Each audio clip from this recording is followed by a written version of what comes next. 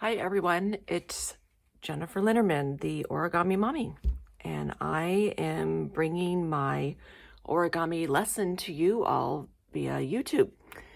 Basically, this is my very first origami lesson ever, so I'm looking forward to sharing with you my designs and my projects. So this week we are doing origami koi fish, if you can see. I have actually colored them in also, which is something I really like to do. And then these are the cute little lily pads that I made. So you can put them together however you like. You can either just get a big piece of construction paper or some cardboard and, paste all of these guys down on top of it. Or maybe you want to put them together in a mobile by hanging them from, a piece of string or a piece of driftwood or whatever's hanging around. That would be pretty fun too. So thank you so much for joining me, and let's get started. So I'm going to move these guys over. So this is the paper that I typically use in my classes, and it's the Astro Bright brand, and I think this is called Stardust. It's white paper, but it has like cute little kind of specks of different color in there, and I have a feeling that they don't make this anymore. So the other thing you guys can use is, I'm just going to pull this out of my printer. This is just regular 8.5 by 11 copy paper, and what you can do is just make this into a square size, so then it would end up being like 8.5 by 8.5 square. If you guys don't know how to change a piece of rectangular paper into a square, I can show you how to do that really quickly. So you just put it down on your table in landscape orientation, and then you're going to bring up one of the corners. I'm just going to do the lower left corner. I'm going to bring it all the way up to the top edge, and that is called the raw edge. So any of these edges that are like sharp and haven't been folded yet, they're called raw edges. So now basically we are ready to make a cut. So along this outer edge here, you're going to cut it with scissors. It doesn't have to be perfect, unless you're a perfectionist, then that will probably definitely bother you. Throw the extra piece to the side, open it up, and voila, there you have your square piece of paper. Now, for sometimes it's okay to have this diagonal crease in there because you're gonna quite possibly use that diagonal crease in your model. However, for today, we are not going to use that diagonal crease, so that might, bother you if you don't want to have this additional crease in there that is not really meant to be there. The way to avoid doing this then is if you have a ruler, you can measure out 8.5 at the top and the side and just, draw pencil lines around and then just cut around your perimeter, which is the outside edges of your square shape. Or if you have a paper cutter, you can slide your paper up to the 8.5 measurement. However, I would have your parents, if this is a child looking at this video, wondering, what is a paper cutter? That sounds fun. Let me at it. You should probably have your parents help you with that. That being said, we are going to start off making our koi. So I'm going to grab that kind of fun sparkly paper that I had. And what I'm going to do is fold this paper in half horizontally, and this is called a book fold when you bring the two opposite raw edges together. And I'm actually not going to make a full fold here. I'm just going to push my finger down on one side, and I'm going to do it on the right side. I'm just going to push my finger there, push down. It's called a pinch mark, because instead of making a full fold straight across with a full crease, I just want a reference line so that I know where to make my next fold. So now what I'm going to do is bring the lower raw edge up to meet where that pinch mark is, and then I'm going to make a full fold all the way across. Okay, now I'm going to bring the top edge over and fold it on top. All the way down to the, now we have a folded edge there. Okay, so you should have sort of this neat rectangular shape. So now what we are going to do is we're going to open that up all the way. Don't worry, it's okay. We're going to flip it all the way over like a pancake. And then on one of these vertical raw edges, you're going to just fold over a tiny little edge. These are going to be the fish lips. So it doesn't have to be perfect, but you know, try to flatten those folds down as much as you can. Like that. All right, now we're going to fold it back, flip it back over. And then what we're going to do is, now you see, you're just going to fold the paper back the way it was before, right on the creases that were already made. We're not making any new creases. Okay. From here, I actually want to make sure that the larger width flap is on the inside, and then the shorter flap comes on top. So you can see that there's like a little bit of an edge, little space up here above the raw edge. That's what we want. And actually, nicely enough, right here where the fish lips are, we're going to, there's like a little flap underneath there. You see that? And you're going to actually take the lower flap and you're just going to tuck it under. It might not hide all the way. That's okay, because you know, we're not all symmetrical here. Even those in nature are not symmetrical. So basically you want it to look like that. Okay, and then we're going to put it back down on our table. And now I'm going to start to form the eye part. So it's this upper left-hand corner, and I'm just going to fold it down. It's not an exact measurement. I'm just folding it just slightly above this flap. And then I'm going to take my finger and press down on that. So now you have that, right? So it was like this, and now it's like this. Okay? Now we're going to take this lower corner right here. It's sort of right opposite that angled fold. You're going to fold it up to make a tiny little triangle like that. So I'm going to put it back down on the table so that it really press into that so that it's nice and flat. Okay, so it should look like that.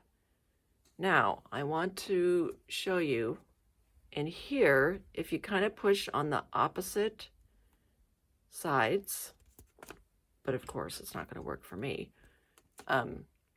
Inside here, and this is a little like stylus thing that I'm using. It's like a little tool. It's really good for opening up little pockets. So you see how that, open that up? You can also, if you have a pencil, you can stick a pencil inside and open it up just the same way. So what you're going to do is press it all the way down. This is called a squash fold. Okay, so it was like this, and it was flat. You can lift it up a little bit, and then press it down. That's his eyeball. Okay, see that? Nice little fishy eyeball. Okay, and now we're going to work on the lower jaw of the fish. So I'm going to put this down again, and I'm going to choose the lower left corner. I'm going to lift it up, and I'm actually going to have it come in, basically touching the corner of his eye. You see what I mean? And where this fold is here, do you see how it's a little bit beyond where the top of his head is basically? It's not an exact measurement. It's just a little bit farther. It's just to make the proportion of the fish look more koi-ish. Okay? Now, we are going to unfold that guy. And this is a little bit of a trickier move. It's called an inside reverse. So what you're going to do is, again, right in here, there's a little pocket. So I don't know if you can see right here where this, here, I'm going to make a little mark on it with the pencil on both sides. That was where our initial crease was, where that pencil mark is. Okay? And then what you're going to do is you should see sort of a kind of a V shape in on the crease. It should sort of look something like this, right? So the idea is to push the paper inside. It's going to be kind of flat. It almost looks like a kite shape right there. And then you're just going to close that up, just like that. So when we turn him back around like this, all of that paper that was sitting on the outside is now stuffed inside along that V-shaped crease. Okay? So that's the jawline. Now we're going to work on a couple of the fins. We're not putting in all of the fins that the fish has because we don't have enough paper to do that. And because all my models for my kids, since I teach in elementary schools, it's my whole plan is to sort of make things, take complicated, ideas or models of other things that I've seen and simplify them. So that's why I do most of the my own designs and for my classes, so that I sort of make them specifically for the needs of the classroom. Okay, so we're going to choose this upper flap, and I'm going to put it back down on my table. And just a word to the wise about making good folds. Always do your folds on a flat surface, if at all possible. I might lift this up sometimes and show you guys how to do it up in the air, but I never professionally fold anything up in the air. I always put it back down on the table or do all my folding on a hard surface, because that is just going to give you a more accurate, nice, smooth crease, right? Firm crease. So there is one of his fins. Now we're going to flip it over like a pancake. And you'll notice we just made his fin here. So right above it, we're going to bring this corner down to meet and look similar to the lower fin. So what I mean similar is it's not going to, this part here is not going to come all the way down to this outer edge, right? So we're going to flatten our crease just like that. So you can kind of see where this right here, there's a little space. Now, I'm going to put that back down, and you're going to fold your fin back up. This is a pleat fold, technically. And then you're going to press down and make another crease. So it's kind of like you're putting a wrinkle behind the paper. The paper was coming towards me, and then I'm making the fold so that the paper is going to go back out, away from me, right? So when you turn it over on the other side, you can kind of see where we're going with this, right? This is now our almost finished koi, which is pretty cool. You can do some things you can do like back and forth folds here to give your fish, kind of fancier fin. So I can do that actually right now for you if you'd like. So I'm just going to sort of fold this back up, back down. This is like an accordion style fold, like a fan fold, if you've ever made a paper fan. So I'm just kind of going back and forth until I sort of run out of paper here, right? Just give yourself some nice folding. And then I'm going to sort of grab on that right? Outer piece, and then if I fold it back out, you can kind of see I got myself a kind of a cool wavy fin. And you can do that similarly on the other side. You could fold it all the way down on top of that edge. And then I'm doing these at an angle just to, I don't know, just because I can, right?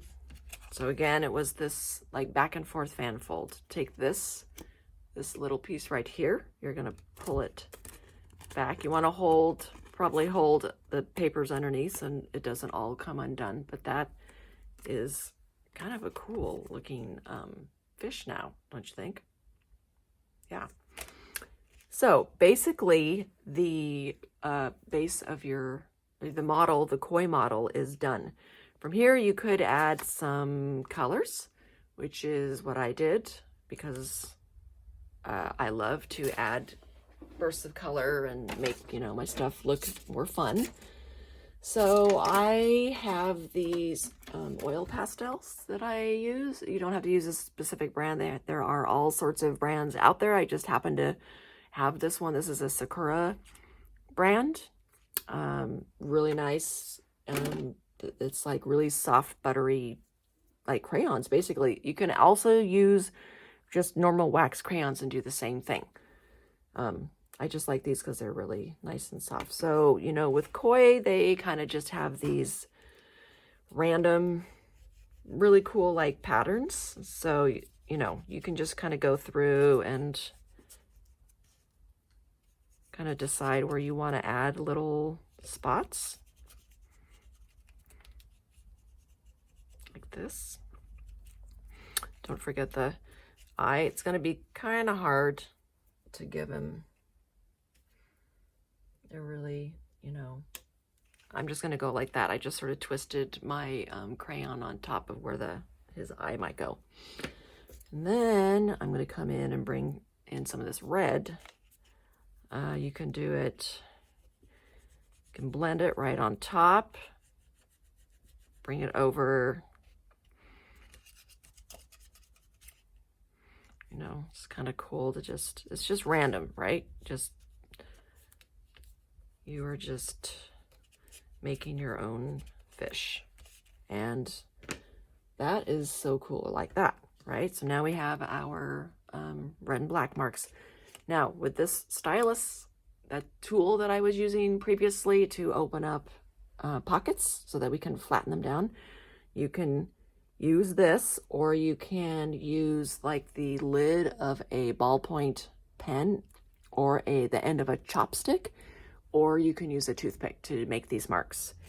And what you can do is use one of these ends, and you can kind of go through, it's pretty faint, but you can make like little scale marks.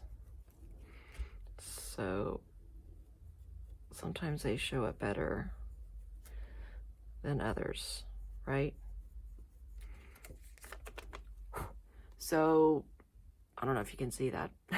It didn't come out so bright, but what I did actually on these guys, which it might work better that way, is I used this same tool.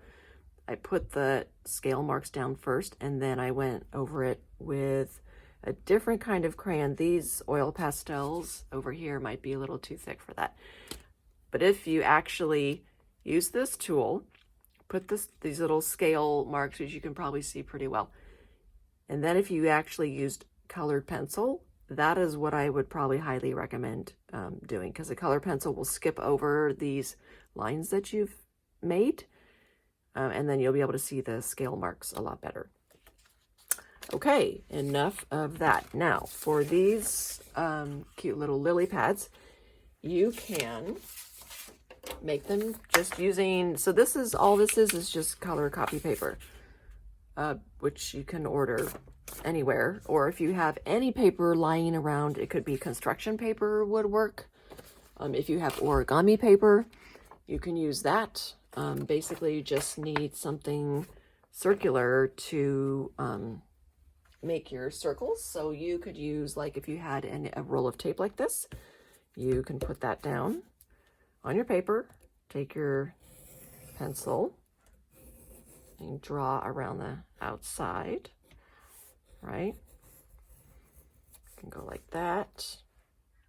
I'll do another one, and maybe I'll go on the inside here so that we can have sort of like different sizes, which would be fun.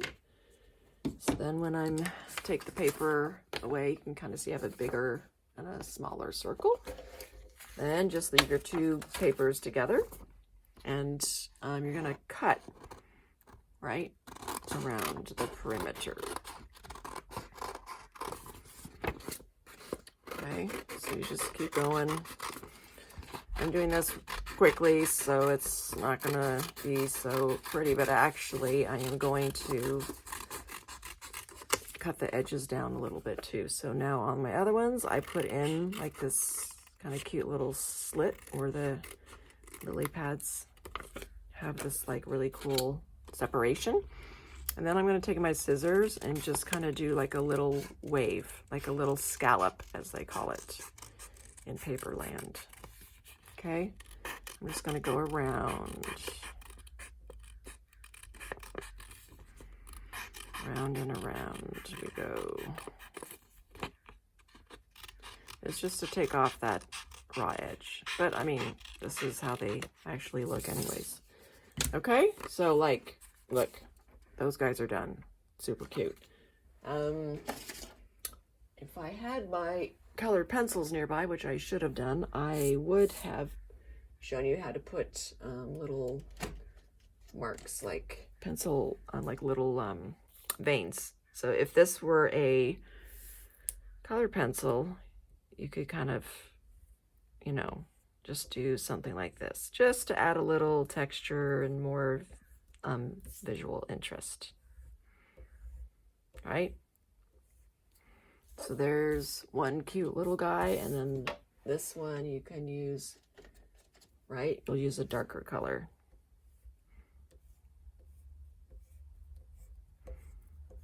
So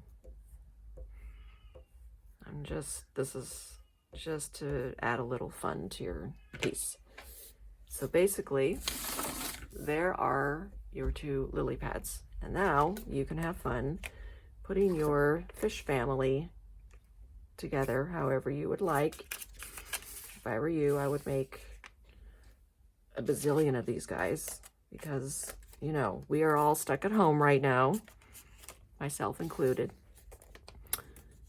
which I'm used to being at home because this is my job, but I know how it is when your routines are upset. So I am hoping to give you some ideas to sort of get out of that, you know, alleviate some of the fears and try to take your mind off of what all the crazy stuff that's going on in our world and make some fun art and to remind you of the good times. So thank you so much for watching, and I look forward to seeing what you all create. Bye-bye.